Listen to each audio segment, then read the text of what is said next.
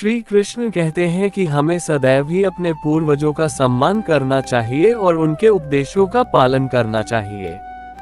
व्यक्तियों द्वारा जुए के खेल में प्रतिभाग करना अत्यंत ही दुष्ट प्रवृत्ति का काम है, इससे समाज का पतन होता है। श्री कृष्ण कहते हैं कि मनुष्यों को परस्पर भ्रातृभाव से रहना चाहिए, उसे द्वेष से दूर रहना चाहिए। अगर आपका कोई मित्र चतुर स्वभाव का है तो वही आपका सबसे श्रेष्ठ मित्र और मार्गदर्शक होता है। श्री कृष्ण कहते हैं कि मनुष्य को यदि तृप्त होना है तो उसे विद्या प्राप्त करनी होगी। संसार में मौजूद दो व्यक्तियों का स्थान स्वर्ग से भी उच्च होता है। एक वह जो शक्तिशाली होकर दूसरे को क्षमा कर देता है, दूसरा वह है दरिद्र होकर भी दान पुण्य करता है। श्री कृष्ण कहते हैं कि साधु पुरुष मन, कर्म और वाणी से प्रत्येक व्यक्ति के साथ अद्रोही और कृपावान होता है। जब प्रजा अपने राजा के सानिध्य में कर से पीड़ित हो और उसे प्रतिदिन कष्ट झेलने पड़े, तब उस राजा को हारने से कोई नहीं बचा सकता। जिस प्रकार से हवन से अग्नि बढ़ने लगती है, ठीक उसी प्रकार से विषय का भोग करने से कामवासना भी बढ़ने लग जाती है।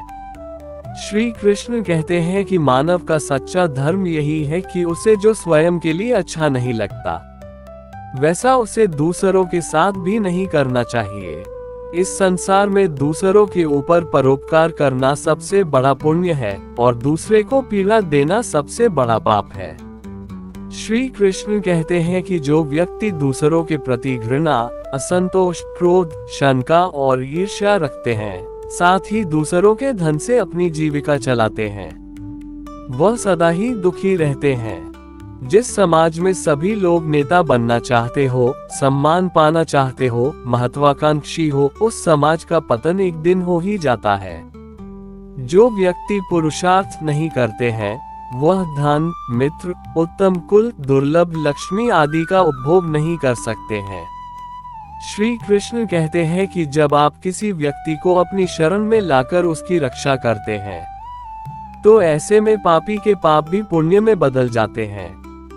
यदि आप अपनी इंद्रियों को वश में नहीं रखते हैं तो वह नरक बन जाती है, और यदि वश में रखते हैं तो वह स्वर्ग हो जाती है।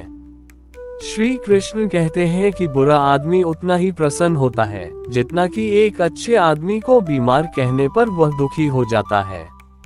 अहंकार मानव जाति का सबसे बड़ा शत्रु है, जो कि मानव जाति के विनाश का द्वार हमेशा के लिए खोल देता है। जब व्यक्ति मोह के वशीभूत होकर अधर्म का भी विरोध नहीं करता है, तब वह महाभारत के युद्ध को न्योता देता है। जो मनुष्य अपने सत्य पर विश्वास करता है और दृढ़ संकल्पी होता है, उसका हमेशा ही कल्याण होता है। श्री कृष्ण कहते हैं कि जिस व्यक्ति के घर से शरणागत मनुष्य खुश होकर वापस लौटता है, वही सत्पुरुष कहलाता है। जब आपदा आए तब हमें स्वयं की रक्षा के लिए शत्रु से भी मेल कर लेना चाहिए। जो संतान अपने माता पिता की सेवा पूरे सद्भाव से करती है, उनके विषय में चर्चा संपूर्ण परलोक में होती है। श्री कृष्ण कहते हैं कि अगर एक महान शूरवीर भी अधर्म का साथ दे तो उसे धर्म के आगे घुटने टेकने ही पड़ते हैं। जो व्यक्ति सत्य, धर्म, सम्मान इत्यादि जगहों पर अपना शीश झुकाता है, वह व्यक्ति यशस्वी होता है।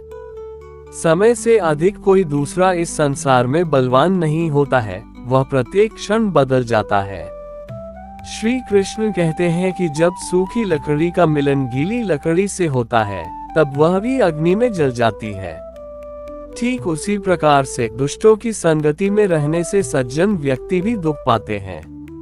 श्री कृष्ण कहते हैं कि व्यक्ति को कभी भी सोकर नींद जीतने की इच्छा नहीं करनी चाहिए, और न ही कामोपयोग के माध्यम से स्त्री को जीतने का प्रयास करना चाहिए।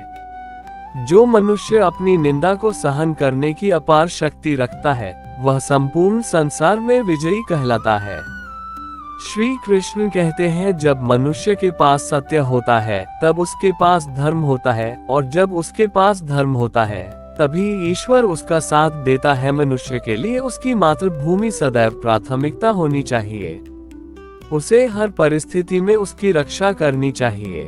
जब मनुष्य किसी परिस्थिति में पराक्रम का प्रयोग करता है, तब उसके जीवन से अनर्थ का लोप हो जाता है। श्री कृष्ण कहते हैं कि विधि का विधान यही है कि एक पुरुषार्थी व्यक्ति को भी समय के साथ मिटकर इतिहास बनना पड़ता है।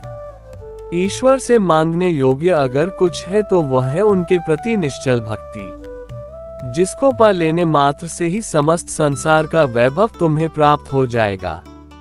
श्री कृष्ण कहते हैं कि जिस प्रकार ईंधन डालने से अग्नि भड़कती है, ठीक उसी प्रकार से यदि आपको अपनी कोई प्रिय वस्तु मिल भी जाए, तब भी आपकी इच्छाएं समाप्त नहीं होती हैं। श्री कृष्ण कहते हैं कि भोजन करने के दौरान यदि प्यास लगे और पानी की बूंद भोजन में चली जाए, तो वह भोजन खाने योग्य नहीं रह जाता है।